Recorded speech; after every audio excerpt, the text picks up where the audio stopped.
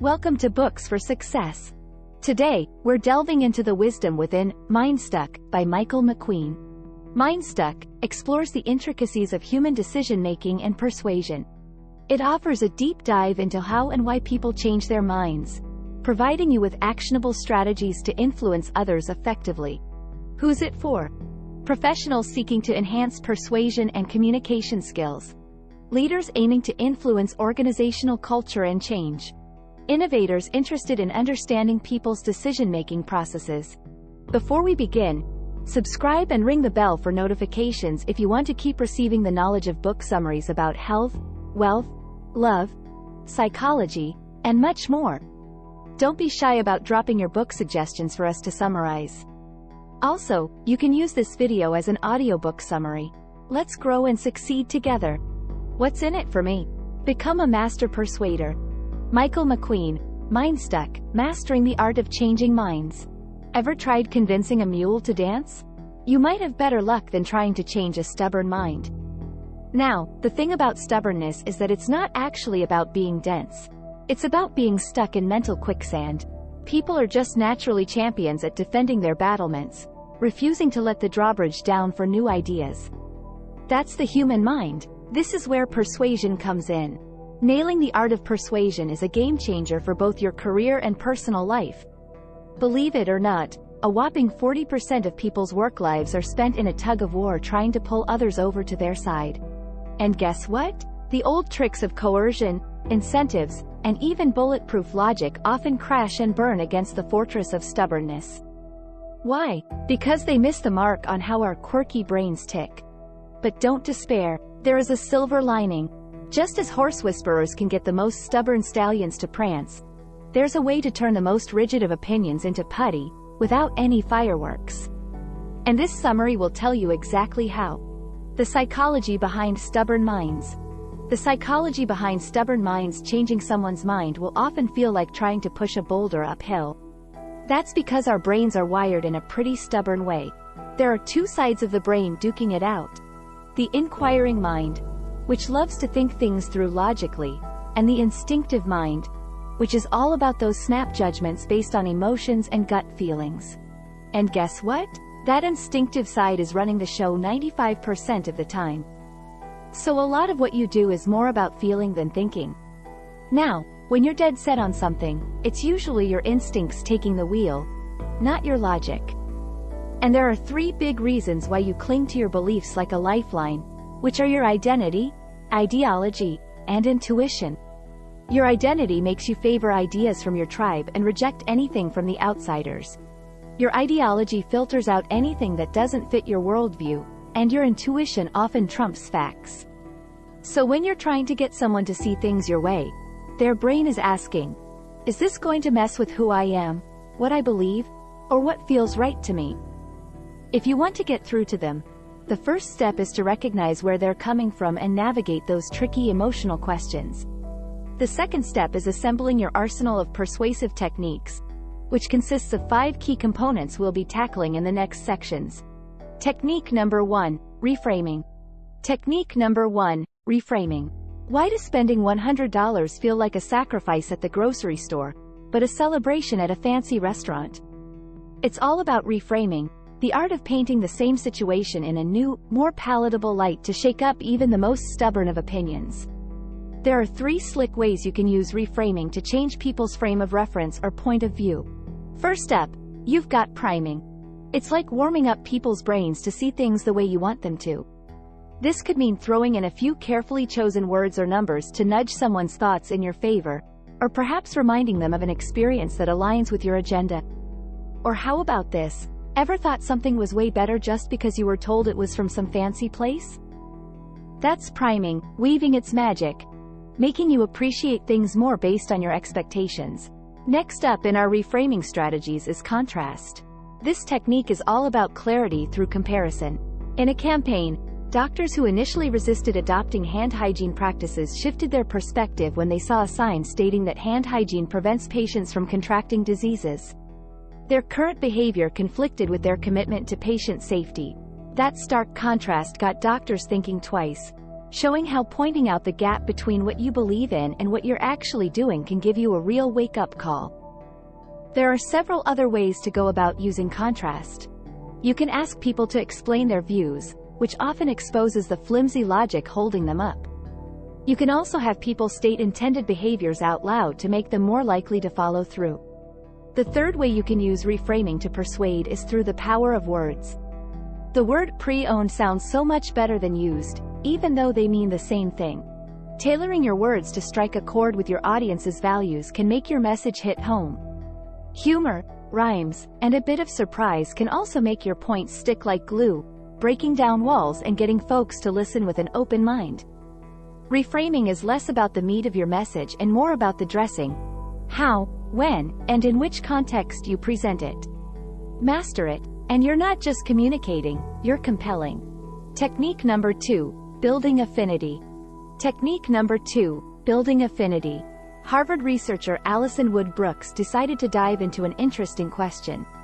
Does moaning to a stranger about something banal like rain make them more inclined to lend you their phone? She cooked up a little test where one participant went to a stranger and immediately asked to use their phone, while another kicked things off with a nod to the rainy day blues. Tossing in a simple, "I'm so sorry about the rain," before asking for the phone, shot up the acceptance rate by a whopping 422%. Turns out, just bringing up the rain can spark a bit of a bond. This is what we call building affinity. At the heart of it, building affinity is all about crafting a real connection where people feel they get you, like you, and see a bit of themselves in you. Often, it's those tiny hints of being in something together that flip the script on how people interact, feel, and act around each other. There are 3 golden strategies to not just get along better with others, but also sway them gently to your side. First off, approach disagreements not as battles to be won, but as chances to build a connection. Instead of gearing up for a showdown every time a debate brews, try seeing disagreements as a collaborative effort to find truth or common ground. Socrates himself was a fan of acquiring knowledge through losing arguments. Sure, clinching a victory in an argument might feel sweet, but it could sour relationships. Aim for impact rather than proving a point. It's all about fostering progress and mutual respect, moving forward together rather than apart. Affinity building strategy number 2 is to not shy away from showing your vulnerabilities. Admitting to the flaws of your standpoint can be surprisingly powerful. Showing your vulnerable side isn't just bravery, it's a trust magnet. This honesty and transparency release oxytocin in others, signaling you're trustworthy. Opening up about your uncertainties invites others to drop their guard too, creating a genuine connection. A dash of self-deprecating humor doesn't hurt either. It makes you more relatable and likable. The third strategy for building affinity is finding common ground with someone, especially with folks who march to the beat of a different drum. You can do this by aligning on shared goals and values, echoing agreements by saying, "I agree," and introducing new ideas with familiar positive words. Even mirroring someone's body language or speech patterns can draw you closer. No magic is required, just good old brain chemistry at work. And don't underestimate the power of discovering you share something as random as a birthday or a love for obscure indie bands. It's these little threads of similarity that can weave the most unexpected bonds and open a person up to your point of view. Technique number 3, preserving the other's dignity. Technique number 3, preserving the other's dignity. Telling someone they're wrong about something often feels like telling a cat to get off the counter. They just stare at you and proceed to knock over your glass. This might be a funny way to think about it, but it also highlights a key point in persuasion. Pushing too hard against someone's beliefs can lead to stubborn resistance rather than a change of heart. To win someone over, it's all about letting them save face and preserving their dignity. Fear is the big bad wolf when it comes to someone's dignity. It's not the change itself that freaks people out, but what comes with it: loss of pride, power, or the comfort of certainty. To get past this, you've got to make the other person feel safe and understood. Ever heard of the feel felt found technique? You acknowledge how they're feeling, share that you've been there too, and then gently introduce how you shifted your perspective. And remember, any new idea you're proposing should feel like a cozy sweater, not a scratchy woolen blanket. Familiarity and predictability are your allies, not your enemies. Next, we have the magic of asking questions. Not just any questions, though. The kind that makes the other person do a bit of soul-searching without feeling like they're being interrogated. It's about leading them to articulate and then recognize how unrealistic their own expectations or reasonings are. This approach is way more inviting than lecturing or demanding change. Open-ended questions starting with why, what, where, or how should be your go-to. And make sure you always leave people with options. When someone feels like they're being herded in one direction, they'll resist just out of principle. But give them a choice, and suddenly they're much more on board with making a decision that aligns with your ideas. A little autonomy goes a long way. Offering a few choices, about 3 to 4, just enough to give a sense of control, can make all the difference. A simple trick is saying something like, "If you can't do it, I'll understand." This gives someone the option to reject your request, which significantly increases their willingness to comply. Effective persuasion is less about convincing someone and more about facilitating a change. It's about starting from a place of respect for the other person's sense of self and ending there too. Technique number 4. Harnessing the power of conformity. Technique number 4. Harnessing the power of conformity. Ever found yourself adopting habits or opinions just because they're popular within your group? That's your brain's doing, pushing you to fit in because, frankly, it craves belonging like oxygen. You're basically programmed to tweak your behavior to align with the crowd. And it's this very tribal instinct that you can tap into to sway others. It's how you harness the power of conformity. There's 3 main ways you can harness the power of conformity to persuade. The first strategy is social proof. Seeing peers endorse something often prompts people to follow suit, driven by the instinct to look to others for direction and uncertainty. To play this to your advantage, use numbers, benchmarks, or tags like popular to paint ideas as universally admired. Don't forget about FOMO. If an item or experience is running out because everyone wants it, people will want it more. The second way to harness the power of conformity is to use herd mentality, which basically means groupthink. Usually, if about 3/4 of a group gets behind something, it gets everyone else on board too. To use this to your advantage, you need to be careful of your timing.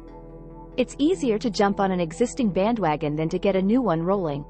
You can also use activities that sync up a group, such as singing, marching, or sharing a laugh. Essentially, when groups move in sync, they end up on the same wavelength mentally. And finally, the third strategy for harnessing the power of conformity is reciprocity. Do someone a favor and watch how they're keen to pay it back, sometimes with a little extra on top. Give out favors or special privileges right off the bat, and you're essentially laying down an unwritten rule that they owe you one. The favors that really hit home, those that are meaningful, come as a surprise and feel like they're made just for them. Directly asking for a tiny favor from the other person can also work wonders. This act of helping you out nudges them to view you more kindly, since offering a hand fosters a sense of goodwill and connection. Understanding and playing into these psychological underpinnings can be a game changer, whether you're looking to influence a group or just one person. The innate desire to be part of something, to conform and cooperate, holds significant sway over people's actions and attitudes. Technique number 5. Employing empathy. Technique number 5. Employing empathy. You've been there, right? Trying to get a friend to try sushi when they're really not into it. It feels like mission impossible. But picture this. If you could see sushi through their skeptical eyes, you'd probably know exactly what role would pass through their defenses.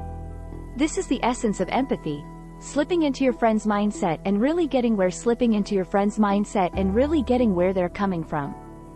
That way, when you make your point, it lands just right. One way to employ empathy is to humanize issues and principles. Bringing a human touch to big ideas and issues can truly work wonders. When you make it personal, your arguments gain weight and become much harder to brush off. Instead of talking about a crowd, zoom in on one person's story. Facts and figures might catch attention, but it's the individual tales that really stick, changing hearts and minds. To weave that magic, dive into personal stories, the emotions, the faces behind the facts, and the tactile experiences that stir empathy within people. Another empathetic approach involves playing with hypothetical questions and engaging in thought exercises to crack open those stubbornly closed minds and encourage more nuanced thought processes. These aren't just any questions, though. They're the kind that make people ponder other sides without getting all defensive. These are questions that start with, could it be possible that? Or how likely is it? When you use them, you're nudging someone to think beyond their usual victim-villain tales and to see beyond their own nose. And if you really want to drive your point home, show, don't just tell. Make the person empathize so they can really feel what you're talking about. Help them step into the shoes of someone they totally disagree with. It can be quite eye-opening. Whether it's through a real-life plunge into someone's world or using tech like VR to simulate experiences, it's about making the abstract tangible. Making them live it, even if just for a moment. So, next time you're itching to change minds, remember, empathy is crucial. Combine it with the 4 other techniques we've just learned and watch the walls come down. Final words. In this summary to Mindstuck by Michael McQueen, you've learned that while changing stubborn minds is challenging, it is possible with the right techniques. People cling to their beliefs because they're tied to their identity, ideology, and intuition. But by leveraging proven persuasion tactics, you can gently guide others to new perspectives. The next time you face stubborn resistance, don't bulldoze ahead trying to win the argument. Instead, reframe their thinking. Connect with compassion, preserve their dignity, leverage their tribal instinct and be empathetic. Do that and you may just witness once rigid minds opening up to fresh possibilities. What do you think? Thanks for being part of our insightful voyage. If our summary piqued your interest, we encourage you to dive into the complete book for a deeper understanding. Don't forget to like this video, subscribe for more content if you're new here, and share it with others who might find it valuable. Keep on reading, discovering, and advancing until our next adventure.